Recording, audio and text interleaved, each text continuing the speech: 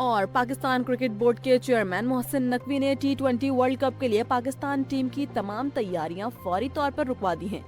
जराये के मुताबिक ये अहम फैसला भारत में होने वाले वर्ल्ड कप के हवाले से बांग्लादेशी हुकूमत के तहफ्फुज़ात और सिक्योरिटी खदशात के पेश नज़र किया गया। पाकिस्तान ने बांग्लादेश के सिक्योरिटी तहफ्फुज़ात को माकूल करार देते हुए उनके मौक़िफ़ की भरपूर हिमायत की यकीन दहानी कराई है और वाज़ेह किया कि अगर बांग्लादेश का मसला हल ना हुआ तो पाकिस्तान भी वर्ल्ड कप में शिरकत के फैसले पर नजरसानी करेगा। PCB ने टीम मैनेजमेंट को फिलहाल इंतजार करने की हिदायत की है और वर्ल्ड कप में अदम शिरकत की सूरत में मुतबादिल या मुतवाज़ी प्लान भी तलब कर लिया है, जिसके बाद कौमी टीम की मेगा इवेंट में शिरकत अब गैर यकीनी सूरत हाल का शिकार हो गई है।